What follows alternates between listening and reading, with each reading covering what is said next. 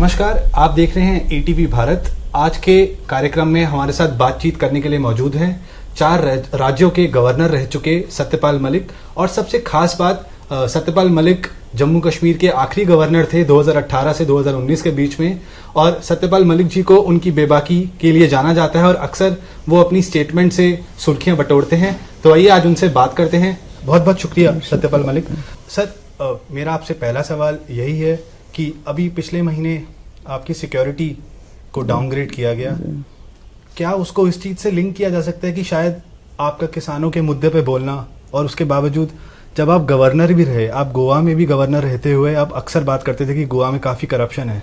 फिर जब आप कश्मीर आए तो कश्मीर में भी आपने कहा कि करप्शन तो है ही, उसके अलावा आपको भी कुछ ब्राइब का मामला सामने आया था जब सीबीआई का मामला भी चला था। तो सर, आपको क्या लगता है कि जो आपकी सिक्योरिटी हटाई गई है वो एक पॉलिटिकल वेंडेटा है? देखिए, अभी तक कभी भी कश्मीर के गवर्नर के रिटायरमेंट के बाद उसकी सिक्योरिटी नहीं हटाई जा सकती। जो आपसे पीछे थे एनएन वोरा पहले रहे हैं। अच्छा। जगमोहन जी थे, डेथ बेड पे थे, तब भी सिक्योरिटी थी उनको, सबको है। और मेरी स्पेशली हटाई गई जबकि मुझे सबसे ज्यादा थ्रेट परसेप्शन था। कश्मीर की जो कमेटी है सिक्योरिटी की, उसमें लिखा था कि इनको घर भी देना चाहिए और Z+ सिक्योरिटी देनी चाहिए, क्योंकि इनको पाकिस्तान से भी खतरा है और यहाँ के मिलिटेंट से भी है। तो मैं तो नहीं कहना चाहता कि क्यों हटाई गई, बट आप इसको एनालाइज कर सकते हैं कि क्यों हटाई गई। सर, जैसे जब 370 हटा तो जिस तरीके से हटाया गया, आपको लगता है कि वो तरीका सही था? जब आप आज पीछे मुड़ के देखते हैं, बिल्कुल सही था। उसमें क्या गड़बड़ थी? पार्लियामेंट देखिए, पूरे चुनाव में मोदी जी ने कहा कि हम हटाएंगे और जीत के आगे। इसके माने पब्लिक का आपके लिए वो हो गया, जिसको कहते हैं मैंडेट। फिर आपने पार्लियामेंट में पास करा दिया दोनों हाउसेस में जी। तो गलत क्या था उसमें? सर, लेकिन 3-4 दिन, हफ्ता पहले से ही एक पूरा कम्युनिकेशन ब्लॉकेड हो गया, नेताओं को बंद कर दिया गया था। लॉ एंड ऑर्डर का सवाल है, वो तो उपद्रव ना हो, जाने ना जाए, नुकसान ना हो, उसके लिए करना पड़ता है किसी भी सरकार को। तब प्रधानमंत्री ने आपको कैसे कांटेक्ट किया? वो तो वहां थे, फोटो खिंचवा रहे थे उसमें, कॉर्बेट में। वो बाहर आए, किसी ढाबे से उन्होंने फोन किया था। क्या बोला उन्होंने आपको? क्या हुआ सतपाल, कैसे हुआ? तो मैंने उन्हें एक्सप्लेन कर दिया, ऐसे हुआ। तो आपने उनको ये वाली चीज भी बताई थी कि जिस? हाँ, मैंने सब बताया। उन्होंने कहा कि चुप रहो, भी मत बोलो, आके मैं दिल्ली तब बताऊंगा क्या करना है। तो फिर जब वो दिल्ली आए तो उन्होंने तो सबसे पहले आपको रिंग किया होगा? उन्होंने नहीं, उन्होंने वो जो अपने सिक्योरिटी एडवाइजर हैं डोभाल साहब, वो मेरे क्लास फेलो रहे लॉ में। तो अच्छा। उन्होंने मुझे कहा कि अभी इस पे ये चीजें मत बोलो, हमारा ये एंगल होगा, हम वो बोलेंगे। उस वक्त सारा हो गया था कि इसको पाकिस्तान पे डाल दो। अच्छा, उस समय ये हो गया था कि ये जो पूरा मसला हुआ है इसको पाकिस्तान पे, इसको अपनी इनकॉम्पिटेंस में मत रखो, पाकिस्तान पे डाल दो। चुनाव ही उस पे हुआ फिर सारा। तो सर, आपको लगता है कि हमारे सिक्योरिटी लैब से हमारे 40 जवानों की मौत हो गई और उसको एक इलेक्टोरल मुद्दा बना दिया गया? देखिए, उसमें किसी ना किसी को पनिश किया जाना चाहिए था, चाहे वो राजनाथ सिंह से डाउन नीचे भी जो हो, जो भी रेस्पॉन्सिबल, चाहे वो सेक्रेटरीज हो या जो भी था, उनकी ड्यूटी थी to arrange a safe journey to our soldiers. तो सर, आपको ये चीज चुभती है कि मतलब इस मुद्दे पे भी इलेक्टोरली खेला गया इस चीज को कि किसी तो सेकंड कंट्री पे ब्लेम कर दिया गया? मत कहना ऐसे, मैं भी नहीं कहूँगा, नेशनल इंटरेस्ट में नहीं है बोलना। सर, डोभाल साहब से आपके कैसे रिश्ते हैं? बहुत अच्छे हैं। अभी भी उनसे बातचीत होती है? आप कोई काम होता है तो हो जाती है, वैसे नहीं, पर हम we are good friends. Sir, ऐसा मतलब अभी कुछ समय पहले जब AS दुलत जो फॉर्मर IB चीफ थे और रॉ चीफ, उनकी एक किताब आई थी, मतलब उन्होंने लिखी है, बहुत सारी चीज़ें रिवील करी हैं उन्होंने, बट उन्होंने एक स्पेसिफिक चैप्टर लिखा है डोभाल साहब पे। और आप तो सर डोभाल साहब के बहुत करीबी हैं। क्या लिखा? उन्होंने डोभाल साहब के बारे में लिखा है कि हालांकि डोभाल साहब उनके बहुत पुराने दोस्त हैं, तो वो लिखते हैं कि डोभाल साहब जैसा ब्रिलियंट आदमी उनको टच करना बहुत मुश्किल है, क्योंकि वो क्या सोचते हैं वो किसी को नहीं पता। और उन्होंने इस तरीके से भी कहा कि जो 370 हटने का जो प्लान था, it was planned by Doval साहब और वो स्ट्रैटेजिक वाइज इम्प्लांट किया गया। सर, आप इस चीज से कितना? नहीं, वो सारा अमित शाह साहब का किया हुआ 370 हटाने का। तो तो ये बैकग्राउंड कब से चल रहा था? क्योंकि चल तो ये जब से सरकार बनी थी तभी से रहा था। पूरे कैंपेन में आपने बोला था हम हटाएंगे, पर कैसे हटेगी, क्या होगा, वो सब अमित शाह जी का था। तो उसमें डोवाल साहब की क्या इन्वॉल्वमेंट थी? डोभाल साहब तो बहुत चीज़ों में वैसे ही अपना वो ले लेते हैं। डोभाल साहब का उसमें ज़्यादा इन्वॉल्वमेंट नहीं था। उसमें असली इन्वॉल्वमेंट थी लीगली, क्या इम्प्लीकेशंस होंगे। तो लीगल टीम में सर कौन था जो? उसमें अमित शाह साहब ने बहुत सारे लोगों को इन्वॉल्व करके तब रास्ता उसका निकाला था। तो इसकी प्लानिंग आप कह रहे हैं बहुत पहले से थी, और इसमें मेन जो आदमी था वो अमित शाह थे। फिर राज्यसभा में आपकी मेजोरिटी नहीं थी, that was arranged by him only. और सर 24 का इलेक्शन किस तरीके से देखते हैं आप? 24 के इलेक्शन में डिपेंड करेगा अपोजिशन के एटीट्यूड पे। अगर ये 1 वर्सेस 1, इनकी यूनिटी तो होगी नहीं, चूंकि सब प्रधानमंत्री के उम्मीदवार हैं। ये इतना कर दें कि एक उम्मीदवार जो बीजेपी का होगा उसके मुकाबले अपोजिशन का एक ही लड़े, तो बीजेपी हार जाएगी। कि टोटल ऑपोजिशन का एक और एक सिंगल। हाँ सर लेकिन अगर हम ऑपोजिशन में देखें तो यहाँ तो सीरियस क्रैक्स हैं, टीएमसी और आम आदमी पार्टी। लेकिन मुश्किल नहीं है, बातचीत चल रही है, लोग इसके they are rallying round this idea 1 versus 1। Sir आपकी क्या भूमिका रहेगी?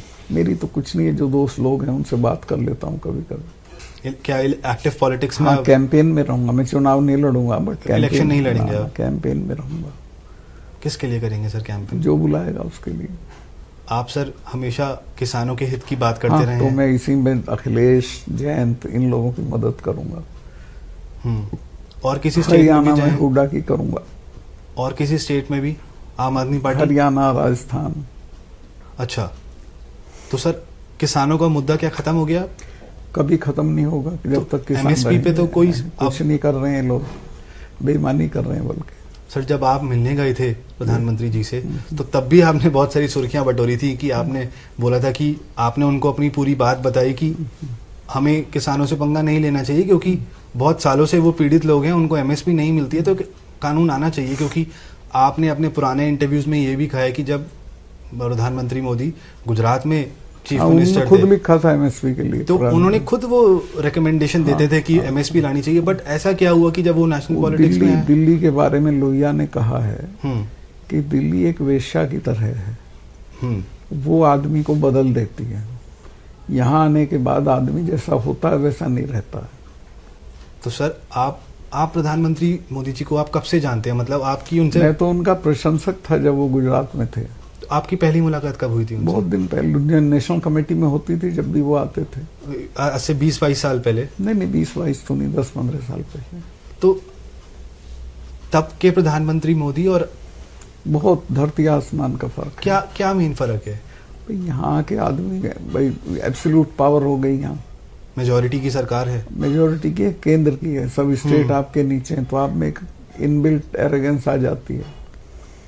तो आप समझते मैं ही दुनिया हूँ, मेरे से ही दुनिया चल रही है। तो आपको लगता है कि प्रधानमंत्री जब गुजरात के चीफ मिनिस्टर थे तब डिफरेंट थे, अब डिफरेंट है। तब थोड़े हम्बल थे, उनको पता था कि लोगों से बात कैसे करनी है, लेकिन अब उनमें एक तब वो लोगों से बात करते थे, अब ये लोगों से बात नहीं करते हैं। तो शायद प्रेस से भी बात 9 साल हो गए, उन्होंने कभी कोई प्रेस कॉन्फ्रेंस नहीं करी, इसलिए सवाल अनकंफर्टेबल हो जाते हैं सब। तो क्या गुजरात के समय में भी उनको सवाल पूछना पसंद नहीं था? वो मैंने नहीं देखा था कि नहीं था, बट गुजरात में वो he was a different man. तो सर अगर 24 में दोबारा बीजेपी क्लेम करती है मेजोरिटी या किसी तरह इलेक्टोरल अलायंसेस का होता है, तो क्या दोबारा प्रधानमंत्री मोदी को हम देख सकते हैं कि एक थर्ड टर्म आएगी उनकी? क्यों नहीं, जनता चुन लेगी तो आएगी, नहीं चुनेगी तो नहीं आएगी। प्रधानमंत्री मोदी के अलावा बीजेपी में और कौन ऑल्टरनेटिव है? बहुत लोग हैं भाई, गडकरी हैं, सबसे बढ़िया तो गडकरी हैं जिनकी सबसे अच्छी परफॉर्मेंस है। गडकरी जी ऐसे ही हैं, शायद कुछ ऐसे नेताओं में हैं जिनको ऑपोजिशन भी पसंद करती है। सब पसंद करते हैं। गडकरी जी के अलावा? उनके अलावा तो कोई नहीं है। योगी आदित्यनाथ? योगी आदित्यनाथ एक खास तरह के लोगों के प्राइम मिनिस्टर हो सकते हैं, बट खास तरह के लोगों से मतलब सर? घंटा बजाने वालों के। I don't think it will be a good day for the country to have a prime minister like Yogi. तो मतलब आपको लगता है कि एक पर्टिकुलर माइंडसेट और आइडियोलॉजी के लोगों के लिए ही वो सूटेबल है? और Amit Shah? Amit Shah is a competent man. वो बन सकते हैं? वो बन सकते हैं, ये बन सकते हैं, अपने Gadkari ji, Amit Shah ji, they are real Rajnath Singh? Four. तो राजनाथ सिंह जी भी ठीक हैं, लेकिन अभी तो बिल्कुल सरेंडर किए हुए हैं। सरेंडर किए हुए हैं मतलब? बोलते ही नहीं है कुछ भी। हालांकि प्रेस वगैरह में देते हैं वो इंटरेक्शंस वगैरह, बट आपको लगता है कि वो अब उस लेवल की नहीं है? छोड़ो, मैं नहीं बोलना चाहता उसमें। देखिए, एक फार्मूला समझ लीजिए जो मुझे एक बार वीपी सिंह ने कहा था जिस दिन मेरी ओथ हो रही थी एज मिनिस्टर, कि सत्ताल पैसा पैदा करके प्रधानमंत्री से नहीं लड़ सकते हो। प्रधानमंत्री से तभी लड़ सकते हो जब आपने पैसा नहीं पैदा किया हो। मैंने इस फार्मूले को अपनी जिंदगी में उतारा कश्मीर में, कि नहीं मुझे कुछ नहीं करना, ऐसे ही आया हूँ ऐसे ही जाऊंगा 5 कोटे। क्योंकि सर कुछ लोग तो कहते हैं कि शायद आपको आपका 4 अक्टूबर को पिछले साल टेन्योर खत्म हुआ मेघालय का, तो कुछ लोग ये क्लेम करते हैं कि शायद आपको नई एक्सटेंशन नहीं मिली या नई गद्दी नहीं मिली। एक्सटेंशन तो देते ही नहीं थे, किसी को मिलता ही नहीं था, वो कोई मेरा राइट नहीं था। या आपको कोई नई सीट नहीं मिली, क्यों मिलनी तो चाहिए? इसलिए आपको नहीं क्यों मिलनी चाहिए? वो तो मैं बहुत पहले से बोला था किसानों पे। तो रिटायरमेंट तो मेरा 6 महीने बाद हुआ, बोल रहा था मैं 6 महीने पहले से।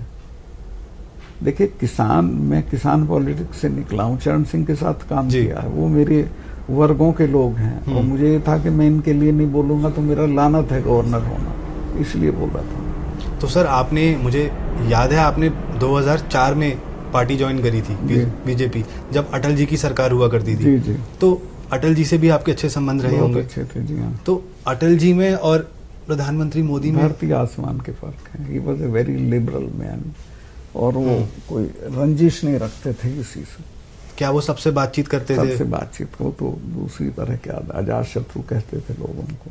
लेकिन अब के समय वो चीजें, मोदी जी आज के समय के लिए ठीक है। ऐसा क्या मतलब, समझ नहीं आया इसका क्या मतलब हुआ? बस समझो मत, आप इसको ऐसे ही रहने दो। नहीं सर, आप कुछ तो बताइए इसके बारे में कि आज के समय के लिए मतलब। आज के समय में लोग ऐसे ही आदमी से ठीक रहते हैं जो कड़क हो,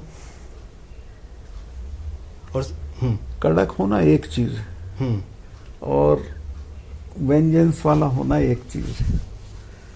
तो आप प्रधानमंत्री को दोनों एंगल से देखते हैं? जब इनर मीटिंग्स चलती होंगी पार्टी में, तो इनर मीटिंग्स के अंदर जब डिस्कशंस होती होंगी, जैसे साला कोई डिस्कशन नहीं करता, कोई नहीं बोलता है उनके सामने। मतलब ये तो बड़ी अचंभित बात है। कि वाकई नहीं बोलता है कोई। गडकरी बोलते थे, उन्हीं को बाहर कर दिया उन्होंने। कोई नहीं बोलता, सब बैठे रहते हैं, हाँ जी आया पास। कोई भी नहीं बोलता। मौसम की बात करेंगे, बारिश की बात करेंगे। सर जैसे अभी ये कहा जाता है कि बीजेपी एक केडर बेस्ड पार्टी है, एक स्पेसिफिक कम्युनिटी को पकड़ कर रखना चाहती है इलेक्टोरल अलायंसेस में, तो अभी हम जब तनाव देखते हैं कि मुस्लिम हिंदू बार बार ये मुद्दा उठाया जाता है, आपको क्या लगता है कि, आपको नहीं लगता कि ये चीजें देश को कमजोर करती हैं? नहीं, ये तो कभी नहीं होना चाहिए। देखिए, जब तक कोहेजन नहीं रहेगा सोसाइटी में, वो सोसाइटी सरवाइव नहीं करेगी। हिंदू मुस्लिम तनाव नहीं होना चाहिए। जो लोग इसको बढ़ाते हैं राजनीतिक फायदों के लिए, वो देश का नुकसान करते हैं। तो जब ये इनर कोर मीटिंग्स चलती हैं पार्टी की, तो पार्टी के ही कुछ ऐसे नेता हैं जो ऐसी कुछ स्टेटमेंट्स देते हैं जो चीजें उकसाती हैं, और उसके बाद हमको सबको पता है कि चीजें क्या क्या चीजें हुई हैं। तो क्या प्रधानमंत्री ने कभी नहीं कहा कि ये ऐसी जो डेरोगेटरी टर्म्स या स्टेटमेंट्स हैं उनका उपयोग ना किया जाए, इलेक्शन से पहले नहीं, हमेशा ही, क्योंकि ये चीजें हमेशा तनाव ही बढ़ाती हैं? नहीं, प्रधानमंत्री पहले दिनों में तो कहते थे, 4-6 साल पहले की मुझे याद है, वो कहते थे कि देखो मैं माहौल को ठीक करता हूँ, ये खराब कर देते हैं। अब पता नहीं कहते हैं कि नहीं। सर आपकी आखिरी मुलाकात उनसे? मेरी आखिरी मुलाकात किसान आंदोलन के ही दौरान हुई थी, उसके बाद नहीं। और अमित शाह से? अमित शाह जी से तो मैं समझिए 4 को हटाऊं, उसके 1 हफ्ता पहले भी बात हुई थी।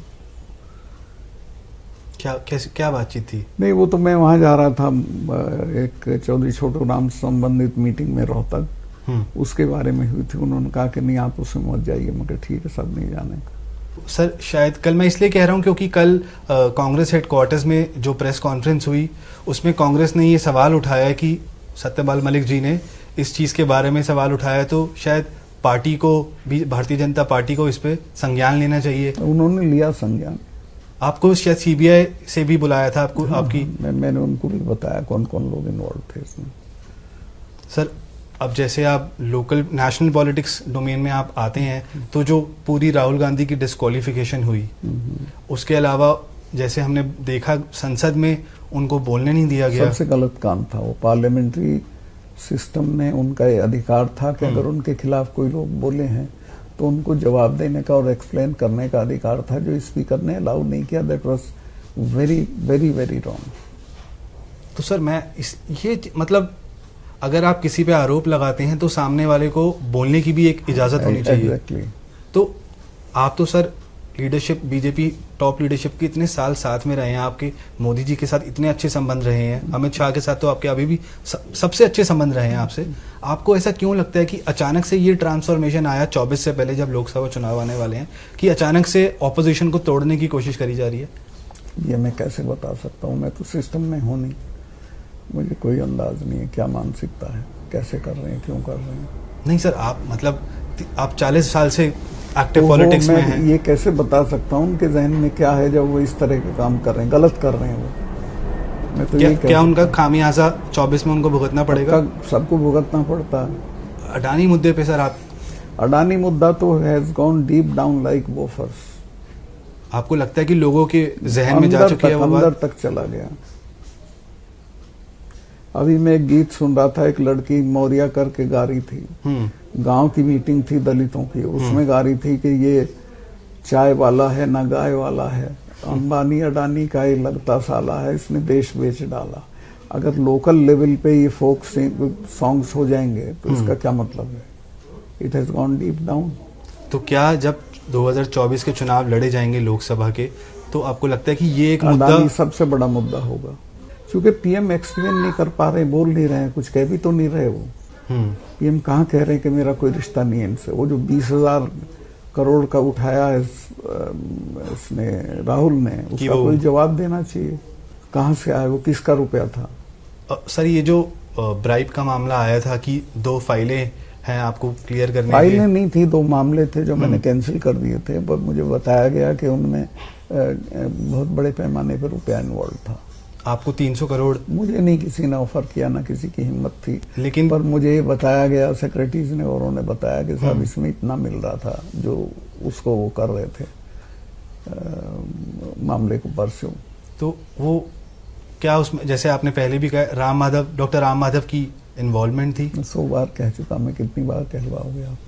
तो सर आपको लगता है कि जो अभी आप बात कर रहे हैं कि वो जो एलियनेशन वाली फीलिंग है, और सर 370 हटने के पॉजिटिव्स और क्या नेगेटिव इम्पैक्ट्स थे, अगर आप अपने हिसाब से आप एनालाइज करें? आज मेरा कश्मीर पे ज्यादा बोलना ठीक नहीं, अब मैं वहां हूं नहीं। जो नहीं सर, लेकिन आपके टेन्योर में वो हिस्टोरिक इवेंट्स हुए, मैंने वो सक्सेसफुली हटाया, मुझे एक भी गोली फायर नहीं करनी पड़ी, कहीं कोई रिएक्शन नहीं हुआ किसी तरह का, एक कुत्ता भी नहीं भौंका, ये नेता गिरफ्तार हो गए, चिड़िया भी नहीं बोली।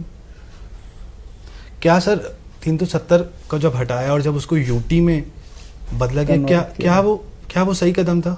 अब मैं इस पे मेरा बोलना ठीक नहीं है।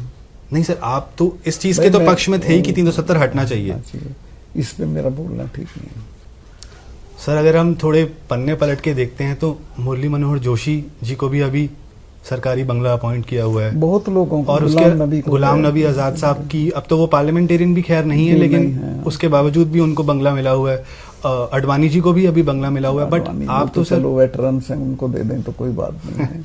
लेकिन सर आप ऐसा क्यों है कि मतलब आपको सर कश्मीर भेजा गया और शायद ट्रस्ट बेस्ड इशू पे ही भेजा गया होगा? कि मेरा कुछ भी कहना इस पे ठीक नहीं है, लोग अपना नतीजा निकालेंगे, इनको जो करना करें, मैं आप परवाह नहीं करता, मुझे कोई खुशामद नहीं करनी सिक्योरिटी के लिए। नहीं सर, लेकिन एक मुद्दा ये भी तो है ना कि जब और लोगों की नहीं हटाई जा रही, स्पेसिफिकली आप ही को क्यों टारगेट किया जा रहा है? क्या आपकी आवाज दबाने की कोशिश है? तो नतीजे आप निकालेंगे, मैं तो उस पर कुछ नहीं कहूंगा। सर आपको क्या लगता है इस आइडिया के पीछे ये ब्रेन कौन है? इस आइडिया के पीछे तो जो सरकार है वही है, उसमें ये है उनको कि घबराएगा, डरेगा, हमारी खुशामद करेगा। मैं तो आई गिव टू सिक्योरिटी, मुझे कोई जरूरत नहीं है। मरने वाले तो इंदिरा जी तो घर में सिक्योरिटी के हाथों मर गई थी। सर आप कश्मीर में करीब 15 महीने के लिए गवर्नर रहे, तो सर 15 महीने में शायद आपने कश्मीर की नब्ज भी पकड़ी होगी, शायद आपने वो चीजें समझी जो टेलीविजन में या और प्रिंट चैनल्स में कभी सामने नहीं आता। तो अब जब आप गवर्नर नहीं है, मैं आपसे सर ये चीज पूछना चाहता हूँ कि कश्मीर में मेन दिक्कत कहाँ है, या कश्मीर की मेन दिक्कत क्या है? कश्मीर की मेन दिक्कत है कि हम दिल्ली से कश्मीर को चलाते हैं, और दिल्ली में जो मिनिस्ट्री के लोग हैं उनको कोई वहाँ का परसेप्शन नहीं होता क्या है, और 50% दिल्ली की गलती होती है, 50% कश्मीर के नेताओं की गलती होती है। सर जैसे आपने कहा कि कश्मीर के नेताओं की गलती होती है, मुझे याद आया 2018 की बात है, आपने शायद जम्मू में, जब आप गवर्नर थे, आपने जम्मू में कहा था कि जो कश्मीरी नेता होते हैं they are double standards, they are hypocrites, क्योंकि दिल्ली जब वो आते हैं तो वो एक अलग भाषा बोलते हैं और उतरते एयरपोर्ट पे वो हरा रुमाल निकाल लेते हैं। तो मतलब सर मैं यही पूछना चाहूंगा कि 47 के बाद आपके हिसाब से सबसे काला इतिहास क्या था कश्मीर की इतिहास? और उस सब में नहीं जाऊंगा, पर जो सबसे अच्छा पीरियड था वो गुलाम नबी आजाद का था। आपको लगता है सर कि हाँ, ही बहुत अच्छी सरकार उन्होंने चलाई और सबका उनमें फेथ था और करप्शन भी नहीं था। तो आजाद साहब के टेन्योर के अलावा क्या अब्दुल्लाज और मुफ्तीज ने ही काफी समय तक डोमिनेट की है कश्मीर की नेशनल पॉलिटिक्स को? नहीं करना चाहता, सब जानते हैं, कश्मीर के लोग भी बाहर के लोग भी, मेरा बोलना ठीक नहीं। सर जब हम इलेक्टोरल अलायंसेस की बात करते हैं, 2018 में जब आपने असेंबली डिसॉल्व करी कश्मीर पे, तो उससे पहले कुछ दिन तक ये स्टेटमेंट आ रही थी कि पता नहीं अभी क्या एटमॉस्फेयर रहेगा, पॉलिटिकल एटमॉस्फेयर किस तरीके से आएगा, या अलायंसेस कैसे बनेंगे, क्योंकि एनसी और पीडीपी का साथ आना ये भी एक बहुत अचंभित चीज थी। लेकिन मुझे याद है शायद उस दिन छुट्टी थी ईद की, और आपको फैक्स भेजा गया था नेशनल कॉन्फ्रेंस और पीडीपी की तरफ से, लेकिन ऐसा कहा गया कि आपके तरफ से जवाब आया था कि उस दिन शायद ईद थी और छुट्टी थी, तो फैक्स रिसीव नहीं हुआ। फैक्स मशीन खराब थी, मैं चलानी नहीं जानता था, मेरा रसोईया भी छुट्टी पे था, कोई स्टाफ नहीं था, मैं 4 बजे वहां पहुंचा था। और सरकारें फैक्स से नहीं बनती हैं, सरकारें पहले आपकी मीटिंग होगी, मीटिंग आप में फेथ जाहिर करेगी, मेजोरिटी का प्रस्ताव पास होगा, फिर एलाइज भी यही करेंगे, और वो सारी चिट्ठियां लेके गवर्नर को बाई हैंड दी जाती हैं, वो आपको डेट दे देता ओथ की। वो कोई काम इन्होंने नहीं किया, वो ट्वीट से सरकार बनाते रहे लोग। तो सर इन्होंने आपको फैक्स भेजा, दोनों ने, उमर साहब ने और मुफ्ती जी ने, तो क्या आपसे फोन पे कम्युनिकेट करने की कोशिश नहीं करी, आपसे मिलने की कोशिश? मेरा तो फोन खुला रहता था हर वक्त, कोई कम्युनिकेट करने की कोशिश नहीं तो की। मतलब आप कह रहे हैं कि उनका कोई कॉल नहीं आया? वो टेकन फॉर ग्रांटेड थे कि हमारी मेजोरिटी है, कल हमारी सरकार बन जाएगी, कि फैक्स भेजेंगे तो हो जाएगा। फैक्स भेजेंगे नहीं, ट्वीट करने से ही बन जाएगी। हाँ, उन्होंने खैर आप पे बाद में व्यंग भी कसा था जब ट्विटर पे उन्होंने फैक्स की फोटोज डाली थी। लेकिन सर एक ताजुब चीज ये भी थी कि ये जब मामला चल रहा था उसके कुछ समय बाद वो जो है, नाम भूल गया मैं उनका, कश्मीर के जो नेता है उसके, सज्जाद लोन साहब का भी आपको व्हाट्सएप पे मैसेज आया था कि कश्मीर में वो अपनी पार्टी, मतलब चीफ मिनिस्टर के लिए वो खड़ा होना चाहते हैं, और उनकी शायद 4 सीटें थी। उन्होंने मैंने उनसे खुद कहा था कि आप भी भेजो अपना जो सपोर्ट का हो चिट्ठी का, उन्होंने भेजा नहीं, इतना ही कहा कि मेरे पे 5 आदमी है, पर मेरी ओथ हो जाएगी तो मैं 1 हफ्ते में मेजोरिटी कर दूंगा। अब ये तो मेरा काम नहीं था कि मैं बिना मेजोरिटी वाले की ओथ कराऊं, फिर वो हॉर्स ट्रेडिंग करे। लेकिन सर 4 सीटें होते हुए भी वो कैसे कह सकते हैं कि कह सकते हैं भाई, आजकल है ऐसा। मुझे इतना याद है कि उन्होंने ये भी ट्वीट किया था कि उन्होंने शायद आपके नंबर पे व्हाट्सएप किया था वो एप्लीकेशन, और उसके अलावा वो ये चीज़ कह रहे थे कि कुछ बीजेपी के अलायंस के साथ और प्लस 18 इंडिपेंडेंट लेजिस्लेटर्स, या वो लोग जो एनसी और पीडीपी से खफा हैं, वो लोग साथ में मिलके मेजॉरिटी क्लेम करना चाहते हैं। कुछ नहीं भेजा था उन्होंने, दूसरे उन्होंने जो कम्युनिकेट किया था वो मेरे एक पीए से किया था, कहते हैं वो, लेकिन वो मेरा पीए नहीं था, पहले गवर्नर का पीए था। तो सर मतलब मैं ये जानना चाह रहा हूँ, ये जो जब असेंबली डिसॉल्व हुई उस समय क्या माहौल था कश्मीर में? उस समय ये माहौल था कि इनकी मेजोरिटी थी, but they were not wise enough to know how to do it. अब सरकार कैसे बननी है मैं तो नहीं बताने जाऊंगा, ये तुम्हें पता होना चाहिए। सरकार बनने के लिए पहले महबूबा की पार्टी की मीटिंग होती, वो लोग कहते हमने नेता चुन लिए महबूबा, हमारे पास इतना नंबर है। फिर उमर की मीटिंग होती, वो कहता हमारा इतना नंबर है, हम महबूबा को सपोर्ट करेंगे, और उसकी चिट्ठी और महबूबा के प्रस्ताव ये मेरे पास आते तो मुझे ओथ करानी पड़ती, there was no other way. तो आपका ये कहना है कि ट्विटर पे ये सब ट्वीट करने से या फैक्स भेजने से नहीं होता, नहीं इनको होता। आना चाहिए था जो यहाँ पे। होता है वो कागज लिखा हुआ देना होता।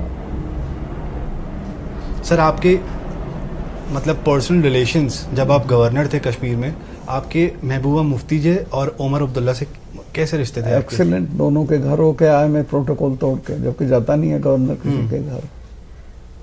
सर आपने 2018 के एंड में एक स्टेटमेंट दी थी कश्मीर में ही कि आप टेररिस्ट के बारे में कह रहे थे कि ये लोग वायलेंस करते हैं, लोगों को मारते हैं, इन लोगों को ये बंद करना चाहिए क्योंकि इनकी घाटी में जो प्रेजेंस है वो 250 के करीब है और उनका जिनसे मुकाबला है भारतीय फौज से वो दुनिया की तीसरी नंबर सबसे बड़ी फौज है। तो कोई फायदा नहीं उस चीज का करने का और बातचीत करके भी चीजें सुलझाई जा सकती हैं, लेकिन इस वायलेंस के चक्कर में लोकल्स भी मरते हैं जो इन्हीं के लोग हैं। तो इनको मारने से अच्छा है ऐसे लोगों को मारा जाए जो सालों से पॉलिटिक्स में रहते हुए लोगों को लूट रहे हैं। उमर इसी बात पे नाराज। मैं इसी पे आने वाला था कि आपका सर इशारा किस तरफ था? इशारा तो इन सब की तरफ था। वही the fact is that they all have looted Kashmir. Who all?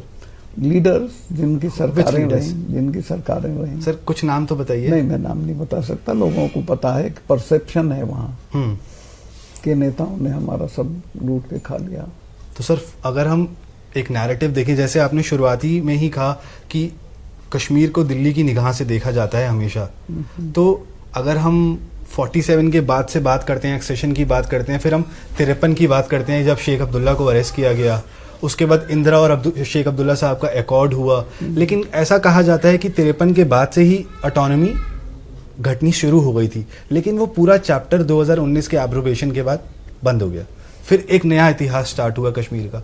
तो आज जब आप पीछे मुड़ के देखते हैं, आपको लगता है कि 370 हटने के बाद घाटी में कुछ बदलाव आया है? घाटी में ये बदलाव आया कि पहले वो समझते थे हम अलग मुल्क हैं, अब वो ऐसा नहीं समझते। तो आपको लगता है कि जो सेपरेटिज्म वाली फीलिंग थी, एलियनेशन की फीलिंग, वो कम हुई है? अभी सर अगर आज जैसे अभी आपने गुलाम नबी आज़ाद साहब की बात करी कि उनका tenure being a CM it was one of the best tenure in Kashmir, तो अभी कुछ दिन आई थिंक 2 हफ्ता पहले आज़ाद साहब की बुक लॉन्च थी नेहरू मेमोरियल में, तो वहाँ पे जो पूर्व सदर रियासत हैं कश्मीर के डॉक्टर करण सिंह भी आए हुए थे। तो फ्रंट रो में फारूक साहब वगैरह सब बैठे थे, तो उन्होंने फारूक साहब को देखते हुए बोला था कि फारूक साहब बुरा मत मानिएगा कि बट सबसे अच्छा जो टेन्योर था चीफ मिनिस्टर का, चाहे वो इंफ्रास्ट्रक्चर बढ़ाने के मामले में हो, चाहे वो कम करप्शन हो और हेल्थ में काम करने के मामले में हो, सबसे अच्छा आज़ाद साहब का रहा है। तो इसका 2 मतलब निकलते हैं कि एक तो वो आज़ाद साहब की तारीफ कर रहे हैं और दूसरी तरफ वो नेशनल कॉन्फ्रेंस की लीडरशिप को भी शायद क्वेश्चन ले रहे हैं। तो आप तो सर 15 महीने में रहे हैं, आप हमेशा करप्शन की बात करते हैं। आपको लगता है सर ये जो रीजनल पॉलिटिकल पार्टीज हैं कश्मीर में, चाहे वो नेशनल कॉन्फ्रेंस हो, चाहे वो पीडीपी हो, उन्होंने कहीं ना कहीं लोगों को धोखा दिया उस सेंस में? अब मैं वहाँ नहीं हूँ, मुझे क्यों कंट्रोवर्सी में डालते हो आप? तो फारूक साहब से आपके रिश्ते कैसे थे? सबसे अच्छे हैं और मैं दुआ सलाम बना के रखना चाहता हूँ सर। और मतलब उन्होंने दुलत साहब ने डोभाल साहब के ऊपर ये भी लिखा हुआ है कि जहाँ पावर होती है, जहाँ सत्ता होता है, डोभाल साहब उस तरफ मूव करते हैं। वो तो दुलत साहब भी करते हैं, वो क्यों नहीं? तो वो फारूक अब्दुल्ला के आदमी माने जाते हैं कश्मीर में। हाँ, मतलब अगर आप उनका इतिहास उठा के देखेंगे तो वो हमेशा एक एक्टिव एंगेजमेंट की बात करते हैं। उन्होंने अपनी किताब, जो पहले भी किताबें लिखी हैं, वो बार बार फारूक अब्दुल्ला साहब को कहते हैं कि ही इज़ आवर मैन। उन्होंने इस किताब में भी लिखा है कि Farooq Abdullah is our man. और जब कहीं से उनको एडवाइस किया जाता है, जब कुछ अलायंसेस वगैरह की बात चल रही थी, तो वो लिखते हैं कि जब उनको भेजा गया IB की तौर पर कश्मीर में, कि शायद ये 90s की बात है, तब उनकी मुलाकात होना चालू हुई थी, तो नई दिल्ली से ऑर्डर आए थे कि फारूक अब्दुल्ला को अपने साथ रखो। तो आपको लगता है कि सर आज के समय में भी फारूक अब्दुल्ला और नई दिल्ली एक कड़ी है? उतना नहीं, अब उतना नहीं है ये 370 हटने के बाद। और आज के समय में आज मतलब अब तो मनोज सिन्हा साहब हैं, LG हैं, वो तो कश्मीर के, आप उनका टेन्योर किस तरीके से देखते हैं? मेरा कमेंट करना ठीक है कैसे, आप बताओ। मैं सर आपसे बस, अगर आप सिर्फ, बिल्कुल नहीं बोलूंगा, सिर्फ ऑब्जर्वेशन, आप न्यूज़पेपर क्लिपिंग्स पढ़ते होंगे। कोई ऑब्जर्वेशन नहीं, मुझे सब जानकारी है, पर मैं बोलूंगा नहीं, मुझे बोलना भी नहीं चाहिए। आपकी सर एक किताब आने वाली है, उसमें लिखूंगा, उसको पढ़ना ध्यान से। सर कब तक आ जाएगी वो आ किताब? जाएगी साल भर के अंदर। इस साल में आ जाएगी। सर जब पुलवामा हमला हुआ था तो क्या बीइंग अ गवर्नर, क्या गवर्नर के ऑफिस को भी ये इंटेलिजेंस के इनपुट्स रहते हैं कि शायद या कुछ, क्योंकि कुछ खबरें पहले भी रिपोर्ट्स आ रही थी कि there were some intelligent inputs की कुछ होने वाला है? नहीं, इस तरह का कुछ नहीं था, पर वो तो रोज ही रहता है वहाँ, रोज सावधानी बरतते हैं वो। उसमें गलती क्या हुई है कि उन्होंने मिनिस्ट्री से मांगे थे प्लेन, इतना लंबा काफिला, हाँ, उससे नहीं चलता है, सीआरपीएफ ने सड़क से नहीं मूव करता है क्योंकि थ्रेट परसेप्शन है। तो उसमें राजनाथ जी ने मना कर दिया। अगर वो मुझसे मांगते तो मैं उन्हें 4-5 प्लेन का इंतजाम करवा देता। एनीवे वो इससे चले सड़क से। फिर जहां वो घटना हुई है वहां मैं गया था ग्राउंड पे, तो 8-10 किलोमीटर के रास्ते में 10-12 लिंक रोड मिलती हैं आके। वो जहां मिलती थी वहां कोई भी place that was not manned, वहां एक जिप्सी खड़ी कर दो आप, वो टोकेगी उस गाड़ी को कि मत जाओ अंदर। कुछ नहीं था रोकने के लिए, मतलब वो गाड़ी आई, हाँ, और वो घुस गई अंदर। तो ये सर ये तो मतलब ये तो टोटल फेल्योर, सिक्योरिटी लैप्स था। यस। और सर आखिरी सवाल ये है कि आप 15 महीने रहे कश्मीर में, आप एक किताब भी लिखने वाले हैं जैसे कि आपने बताया। कुछ स्पेसिफिक टाइमिंग बता दीजिए, लोगों को काफी इंतजार रहेगा। नहीं, 1 साल के अंदर अंदर आ जाएगी। इस साल के भीतर वो आ जाएगी। बहुत बहुत शुक्रिया सर अपना समय देने के लिए। मैं एक बात आपको आश्वस्त कर दूं जी, लोग किताब जब लिखते हैं तो बहुत झूठ लिखते हैं। मैं ईश्वर को हाजिर नाजिर करके जो सही है वो लिखूंगा। तो काफी सारी चीजें रिवील करेगी वो किताब? रिवील तो ज्यादा नहीं करेगी, कोई ऐसा तो था नहीं कि वहां कोई साजिश हो रही थी या कुछ था, जो हो रहा था वो मैं लिख दूंगा। सर इंतजार रहेगा आपकी किताब का। Thank you so much sir.